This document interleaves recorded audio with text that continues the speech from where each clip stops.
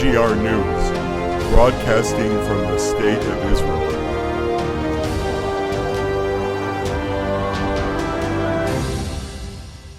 Welcome back to TGR News. Hello, hello. Well, Operation Shield and Arrow continues, and we will both recap on the past 4 days as well as give you the latest news and what's happening up until now. But first, thank you. Thank you so much for everything you guys do to be able to help us feed these precious people here in the state of Israel. The rockets will not stop us from passing out the food. It's like the post office, rain, sleet, or snow, rockets, bombs, or whatever. We will pass out the food that you guys make so possible, and we appreciate it. It was important, even on times like this when Israel's being bombarded with rockets, it's still very important for us to take a moment and say thank you for everything you guys make possible here in the state of Israel, and how your support is helping so many families and so many children and people here in Israel. And it is such a great blessing to be a part of. And it is because of you that we're allowed to do it. In times like this, when rockets are above head and schools are canceled and kids are at home, don't know what their future is going to be, when someone shows up every week to show up with some food, with people from all the other side of the world have shown their love to give to them from you guys, it is so beautiful to be able to be a part of, especially in times like this when Israel's in war. You know, it is something amazing, and it is all because of you guys, and we have to take a moment to say thank you to you for that. So thank you. Well, Israel's had a rough week, as I'm sure. If you guys been keeping up with our daily updates, then you know you're pretty much up to date, except for the past 24 hours of what's happening here in the state of Israel. And we will continue to put out updates if anything, it keeps going, as it unfolds, and we see if there's a reason for us to put out more and more updates. Let's go back to the beginning of the week, real quick, just to tell you something that has nothing to do with Operation Shield and Arrow. The Jordanian parliament member that was caught last week, if you remember, bringing in 200 weapons and 200 pounds of gold to support terrorists here in Israel, was interrogated, and now we know that he had done this 12 times already. This was his 12th time. Jordan's response was to take away his diplomatic immunity so that he will stand trial for his crimes. Oh, thank you so much, Jordan. Let's see if they're going to do it. Yeah, well, that's just to give you an update on that. You know, it's not just Gaza. Israel's always at war with so many different fronts. Yeah. On Monday, Hamas from Gaza threatened Israel that if we have our annual flag parade on the usual path through Damascus Gate, then they will fire rockets in protest. Within a short time, on the same day, Netanyahu stated that Israel will stay as planned, and we will have our flag parade and will not be threatened by terrorist organizations. Amen. That's the answer it should have had last year. Yep. Last year, Bennett, when he was prime minister, he canceled it because the same thing happened last year. Then it happened again this year. And Bibi said, nope. Can you imagine terrorist organization tell you, American citizen, that you cannot make go with your flag and be proud of it freely in your country? Yep. Well, this happened still before the rockets started flying, before Operation Shield and Arrow. Yeah. And it was the right thing to do and the right thing to say. And we hope next week when we're out there walking it with the flags, we do everything as planned, the Damascus Gate and everything. Last year, we tried to video it for you guys. Well, I'll do the same thing again this year, maybe. See what our schedule's been like. It's been crazy. Yeah. Well, as you know, at 3 a.m. on Tuesday, Israel started Operation Shield and Arrow in Gaza. This was Israel choosing its own time to retaliate against the recent 104 rockets from Gaza last week. Choosing to attack on our own timeline and not allowing them to choose when or where we attack is a great show of strength. This was a long overdue response to the growing anti-Israel attacks from Gaza. It's been a long time since I've seen Israel do it right. Yeah. This time they're doing it right. I still say we should go in, which I hardly never say, but I still say we should go in, and but it's not going to happen. We ground troops and really take care of business this time. Last time we did that was 2014 in Tzuk Eitan, and it gave the longest time of peace out of Gaza in the history of Gaza since Gaza has been their territory. It was painful It operation. was 5 years of no rockets, nothing coming out of Gaza, and it was that's the only way that's the only thing they understand, Yeah. And but it don't look like it's going to happen this time. But at least the tactical airstrikes they're doing this time is on a whole different level than they've been doing, and they're doing it right this time. Yeah. In a joint effort with the IDF, Shabak, and the Mossad, Israel assassinated 3 top-tier leaders of the Islamic Jihad, killing 10 others, making a total of 13 dead. After a long night, the IDF carried out another airstrike the following afternoon for the whole day after the attacks. Gaza did not fire back as they usually do. This is because we caught them off guard, and the result of choosing our own timeline to attack instead of being dragged in when they decided and were able to get ready for everything. Now, there was a lot more airstrikes and a lot more attacks, but these were the big ones. First of all, I want to say, on the first one, where we got the 3 top tiers, right, there was casualties that were not uninvolved, innocents, and no human being, no Israeli, no Jewish person, no one, not one person in the state of Israel wants that to happen. Yeah. But I just wanted to say that. So Yes. Israel on Tuesday was getting ready for a long and serious response, taking us into another war with Gaza. Israel went as far as to evacuate the towns near Gaza, including the largest city, Sderot, and the government paid to put them in hotels. This is something new and showed the public that we're headed into something big, causing the public to stay home and stay updated. Schools were closed for Wednesday, affecting 300,000 students, and the cities all over the country opened the public bomb shelters. The Islamic Jihad was trying to get Hamas to join them. Israel gave a clear message to Hamas. If they attack, then Israel will assassinate Hamas leaders as well. Which was great. Like I said, this time things have been unfolding differently than they've been. I actually Go ahead. I actually apologize to Bibi.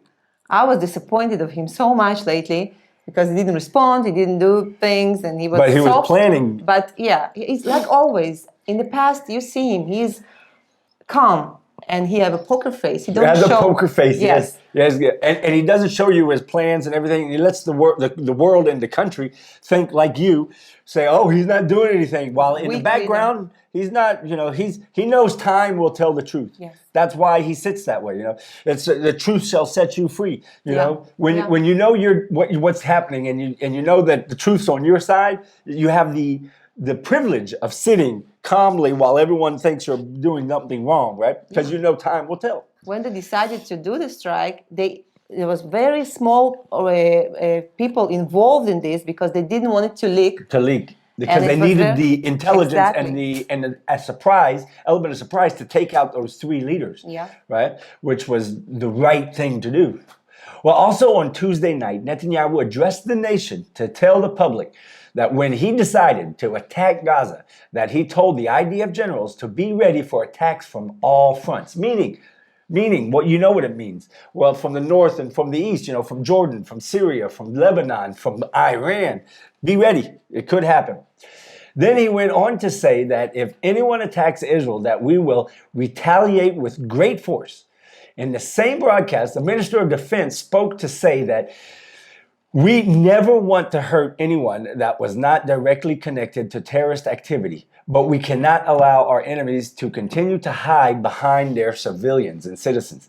This was a direct statement, but to the 10 innocent that was unfortunately killed in the attack for the 3 head leaders. Yeah. But and he's so right.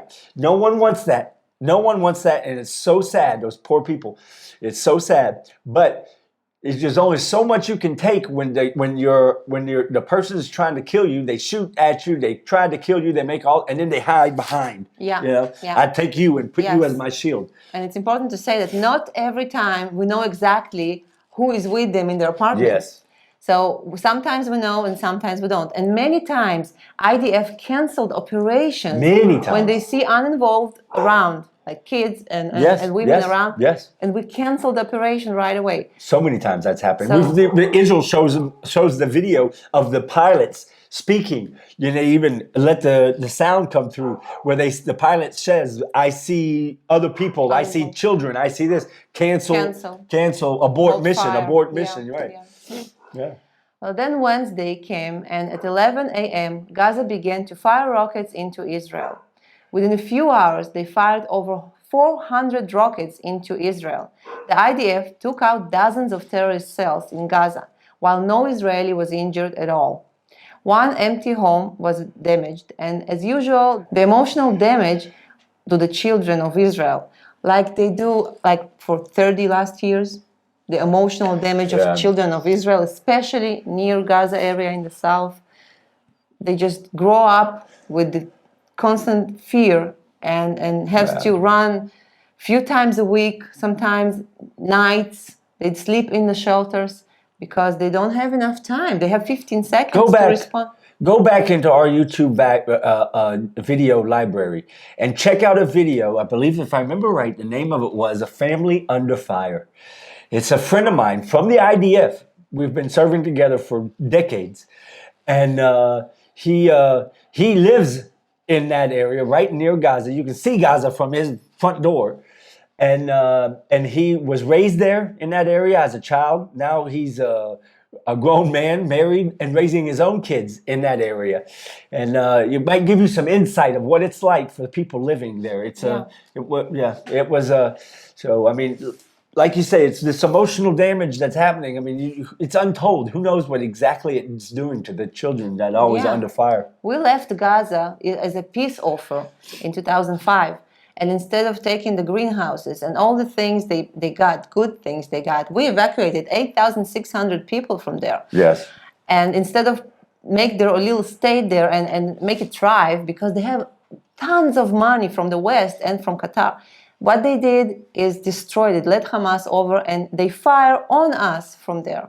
So this was a big mistake, in my opinion. And now the people around it, by the way, they support a big military operation there. They don't mind to stay, even if they weren't evacuated. Yeah. I was going to talk about that a little bit later. So we'll talk about it later. The big message that the public is giving, especially the people in that area, are always giving a message to the IDF and to the government and to our leaders. We're willing to handle all of it. Don't worry about us. We'll keep our heads down and stay in the bunkers, get this job done and get it done right, and give us a long time of peace. Yeah. That's what their message is always. Don't worry about us with the rockets. We can handle it. We're used to it. That's what the people of Israel are telling the leaders. Don't worry about us. Keep going. Yeah. Right. Well, what you're seeing is a video of the IDF's work during Operation Shield and Arrow. All of these clips show here airstrikes over 40 rocket launchers in the Gaza Strip. This is why it looks like they are just bombing open fields. Some of these targets were underground launchers, while others were above ground, leaving the Islamic Jihad confused about how we know exactly where their underground launchers are. They were sure that Israel had no idea about these. They had been there for a long time, thinking that there's no way that Israel knew about them. So they were worried about how Israel knew and what else do we know? Yeah. By the way, as I heard, they already killed few Palestinian Arabs, accusing them of collaborating with Israel. Yeah. So they checking in their close circles, trying to figure out who's telling Israel, who's working with Israel. Yeah. And they're not human. They just kill them. They hang them. Right. Well, now we come up to Wednesday. By the time Wednesday evening came around, the Islamic Jihad was already talking about a ceasefire. But as usual, while they talk about ceasefire, they shoot large amounts of rockets into Israel. And in the past, even after a ceasefire, they fire a few in order to make the impression to their followers in Gaza and stuff, right? That they have made some kind of big win and they're the victors of this thing. Yeah. But Israel did not do the ceasefire as usual. Great. Yeah. Yeah. Because in the last few years, we just let them, Yeah. the ending, the last word, or how you say. Yeah. We didn't let them. That's great. The same schools that canceled on Wednesday canceled Thursday studies as well, leaving the same 300,000 kids at home tomorrow, the day after, showing the public that the government does not trust any ceasefire talks out of Gaza and was preparing to continue as long as it takes. Yeah, that's good. That's great. That's what we need. That's some of the parts I'm talking about, how it's different this time. It really was different this time. Well, on Wednesday morning, 2 terrorists were being tracked by IDF military drones. And as they were identified as terrorists preparing to fire rockets into Israel, we decided to stop them. But before they were able to fire the rockets at us. And this is also another change in how Israel deals things. Usually we have to let them fire first to prove to the world, look, they fired, and then attack back. So that's why this time is, if you haven't noticed, we kind of like this operation better than the last one we had. Yeah. Operation Shield and Arrow continued into Thursday. The Islamic Jihad began to give its conditions for a ceasefire. They said that Israel has to stop targeting organization leaders before they will talk about ceasefire, which is ridiculous. Yeah. Israel answered back without any words. This is, again, the way it should be done. Israel answered back without saying a thing to them. They answered back by immediately making an airstrike, taking out another high-ranking leader of theirs. Great. That's the kind of force and strength you have to show these. Yeah. This is what's called speak Arabic. Yeah. Speak their language. Exactly. Yeah. Well, later on Thursday, to be exact, at 6:40 p.m. in Rehovot, a rocket that got through the Iron Dome hit a residential area, causing the first casualties in Israel. 13 were injured, some of them very seriously, but one Jewish soul was killed. During this operation, the Iron Dome had 96% success rate, which is a miracle. Praise the Lord. Amen. All in His glory, and that's for sure. Amen. But one came through. 96% is still not 100%. Yeah. It's a sad truth. But this was the first injuries and so far the onlys. Now I'm not talking, there were other injuries, emotional, like Ola was talking about, and also physical, like people slipping and falling from the shower as they're trying to run to the bomb shelter, right? Yeah. Those, but not from the rockets themselves. Right? Yeah. This is the only one. Yeah. You can see where it came through the house and the apartment building, second floor. It's, you can see it. Yeah. On a personal note, the defense minister on Thursday morning, in the middle of the country's critical security situation, had to go to his mother's funeral. She died Thursday morning and was buried hours later. She had a very Jewish and Zionic history. She was a Holocaust survivor and came over the Exodus ship to Israel. The Exodus ship, yeah. She was a wonderful woman, a very Zionistic woman, a very Jewish woman, if you know what I mean, and she was kind of like the poster person you would have if you wanted to show what is a Jew in the world today. Like you said, Holocaust survivor, big advocate and activist for Israel all of her life, and all of this happened to the minister of the defense during the time when he's not really free to. Yeah, it was a sad day for him, but he had to do what he had to do, and I was surprised that he took the time. He always talked about his mother so highly. He always really loved his mother. Yeah. That's always a good sign of someone, and if you see him always talking good about their mother and father, and it's always something, something's right there. Yeah. Well, today is Friday, and the last rockets fired out of Gaza were at 10 p.m. last night. Israel has continued since then to take out terrorist targets and has not stopped until now. This is exactly how we can win this war. Usually, Israel allows them to make the demands and even fire the last rockets instead of showing them strength and punishing them for trying to kill our people. This is exactly what we need right now. They're saying they want all these demands and everything. We need to keep firing and keep going. We need to get them to a position when they stop talking about ceasefire, they just stop firing, and just say, please stop. We're sorry. Let's finish this. Yeah. That's the only when they get to that position can you even think about maybe stopping.